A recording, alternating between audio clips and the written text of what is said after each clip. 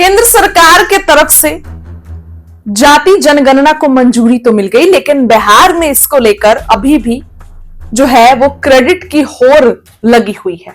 तेजस्वी यादव और सम्राट चौधरी में तीखी बहस हुई। सम्राट चौधरी ने तेजस्वी यादव पर इल्जाम लगाए और ये प्रूफ किया कि केंद्र की सरकार नीतीश कुमार और भाजपा का सपना जो है वो पूरा कर दी, जातिगत जनगणना को मंजूरी मिल गई। और सम्राट चौधरी जो है, पहले तो आप सुनिए क्या कुछ कह रहे हैं सम्राट चौधरी।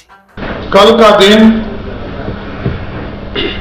30 अप्रैल 2025 के देश के यशस्वी प्रधानमंत्री आदरणीय नरेंद्र मोदी जी के नेतृत्व में जो भारत सरकार ने एक फैसला लिया जाति जनगणना का, इस ऐतिहासिक फैसला के लिए मैं बिहार सरकार की ओर से और बिहार भारतीय जनता पार्टी की ओर से देश के यशस्वी प्रधानमंत्री आदरणीय नरेंद्र मोदी जी को बधाई और धन्यवाद देना चाहता हूं। साथियों, आपको पता है कि 30 अप्रैल 2025 के दिन देश के यशस्वी प्रधानमंत्री नरेंद्र मोदी जी के नेतृत्व में राजनीतिक विषयों की कैबिनेट समिति ने यह निर्णय लिया कि जातियों की गणना को आने वाले जनगणना में सम्मिलित किया जाएगा। यह इस बात को दर्शाता है कि वर्तमान सरकार देश और समाज के सर्वांगीण हितों एवं मूल्यों के लिए प्रतिबद्ध है। और जैसा कि आप जानते हैं, याद कीजिए 2010 में तत्कालीन प्रधानमंत्री श्री दिवंगत डॉक्टर मनमोहन सिंह जी ने लोकसभा के अंदर आश्वासन दिया था कि हम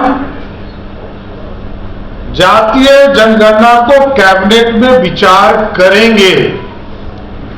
लेकिन बाद में उसी सरकार के मंत्री जो गृह मंत्री थे पी चिदम्बरम जी, उन्होंने इसका विरोध करने का काम किया। और इसके साथ साथ आपको याद होगा साथियों, कांग्रेस पार्टी के नेता पंडित नेहरू, श्रीमती इंदिरा गांधी और स्वर्गीय राजीव गांधी ने लगातार इसका विरोध करने का काम किया। और जैसा कि आप जानते हैं, जनगणना का विषय संविधान के अनुच्छेद 246 के केंद्रीय सूची के क्रम संख्या 69 पर अंकित है। और इस बीच में कई सरकारों ने, राज्य सरकारों ने, चाहे कर्नाटक हो, तेलंगाना हो, इन लोगों ने जातीय सर्वे कराने का काम किया।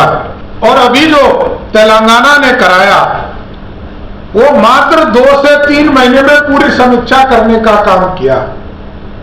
जबकि बिहार में आपको याद होगा 2019-20 में विधानसभा के दोनों सदनों के द्वारा जब एनडीए की सरकार थी, तब जातीय जनगणना कराने का सिफारिश केंद्र सरकार से एनडीए की सरकार ने किया। 2021 में सर्वदलीय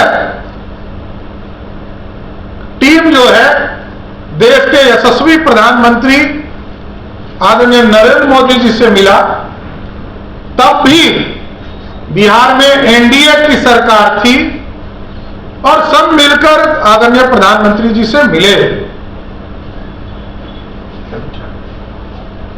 जून 2022 में जब हम लोग कैबिनेट में थे, सरकार में शामिल थे, मैं भी उस कैबिनेट का सदस्य था, नीतीश कुमार जी के आग्रह पर भारतीय जनता पार्टी के सभी मंत्रियों ने, जो 19 मंत्री के तौर पर हमारे भारतीय जनता पार्टी के थे, सभी लोगों ने मिलकर समर्थन दिया और कैबिनेट से पास किया कि बिहार में जातीय सर्वे होगा। आज कुछ लोगों को मैं देख रहा हूं कि कोई पटाखा छोड़ रहा है, कोई मिठाई खिला रहा है, हमको पता नहीं ये 4 सदस्य वाली पार्टी ये लोकतंत्र को मजाक समझती है क्या?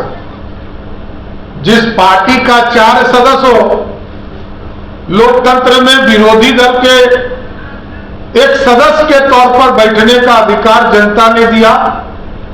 और मैं देश में देख रहा हूं कि 99 सांसद वाली पार्टी भी कह रही है कि हमारे दबाव में सरकार ने ये निर्णय लिया। ये तो हमको लग रहा है कि ये लोग सहयोगी दल हो गए क्या?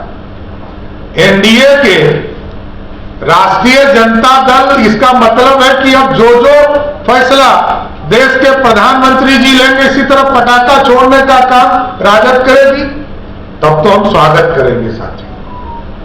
यदि प्रधानमंत्री जी के सभी फैसले से कांग्रेस पार्टी के युवराज और राजद के युवराज यदि इसी तरह समर्थन देने का काम करेंगे, तब तो हम लोग भी मानेंगे कि वो लोग लगातार मोदी जी प्रधानमंत्री हैं, सबका समर्थन करने का काम। और लालू जी को मैंने देखा, कल सुना, आदरणीय लालू जी ने कहा कि 1995-96 में भारत की सरकार, यूनाइटेड फ्रंट की सरकार ने यह फैसला लिया था। यूनाइटेड फ्रंट की सरकार 18 महीने तक रही, 10 साल तक वो स्वयं यूपीए के पार्ट रहे, केंद्र में रेल मंत्री रहे। इनको पता ही नहीं चल रहा था कि जो ये फैसला लेते हैं वो जमीन पर उतरता ही नहीं। और जबकि याद कीजिए 2010 में जातीय सर्वे करने का काम में लगभग 4,893 करोड़ रुपया खर्चा किया गया, जिसमें 8 करोड़ 19 लाख गलतियां पाई गई। आप सोचिए कैसी सरकार ये चला रहे। इनको पता ही नहीं था कि यूनाइटेड फ्रंट की सरकार ने तय किया। इसका मतलब लालू जी आप सबसे बड़े दोषी हैं कि 95 में यदि किसी सरकार ने फैसला लिया और 2025 तक आप चुपचाप बैठे थे, तो ये लोकतंत्र की हत्या कर रहे थे। इसलिए स्पष्ट है कि आज देश के यशस्वी प्रधानमंत्री नरेंद्र मोदी जी को देश की जनता ने 293 सीटें देकर प्रधानमंत्री बनाया है और लोकतंत्र को मजबूत किया है। और इस लोकतंत्र को मजबूत जब किया है जनता ने, तो जनता को सीधा संवाद और सीधा जो उनका डिमांड था जातीय जनगणना को, उसको जनगणना में शामिल करने का काम किया है। इसलिए ये जो लोग थोथी दलीलें दे रहे, चाहे वो कांग्रेस पार्टी के लोग हो या राष्ट्रीय जनता दल के लोग हो, इनके पास अब कोई काम बच नहीं गया, इनके पास कोई मुद्दा ही नहीं। ये सिर्फ राजनीतिक मुद्दा, राजनीतिक रोटी सेकना चाहते हैं।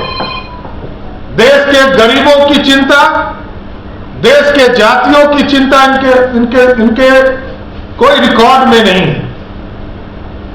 ये काम भी नहीं करने वाले लोग, चाहे वो 15 साल तक बिहार में लालू जी का राज रहा हो या 55 वर्षों तक देश में कांग्रेस पार्टी की सरकार रही।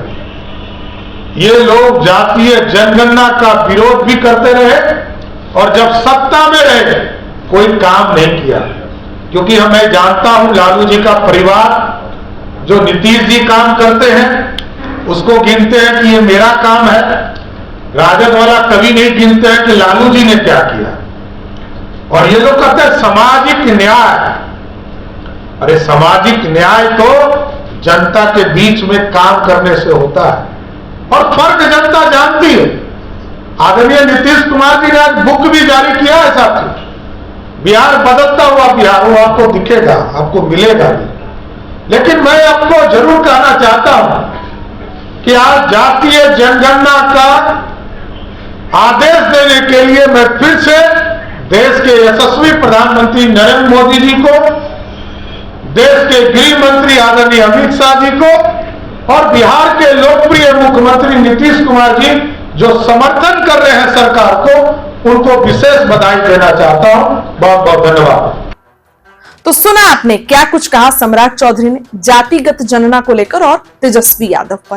बिहार चुनाव से पहले बीजेपी का बड़ा दाव है, बीजेपी का जो है ये जातिगत जनगणना बड़ा दाव है, लेकिन अब इस पर जदयू के लोग बोल रहे हैं नीतीश कुमार की जीत हुई, राजद की तरफ से तेजस्वी यादव की जीत हुई, पटना में पोस्टर वार भी शुरू हो गया और जातिगत जनगणना पर सभी लोगों की प्रक्रिया आ रही है। फिलहाल इस खबर के लिए इतना ही। क्या कहना है कमेंट करिए, वीडियो को लाइक करिए, चैनल को सब्सक्राइब करिए। बहुत बहुत धन्यवाद।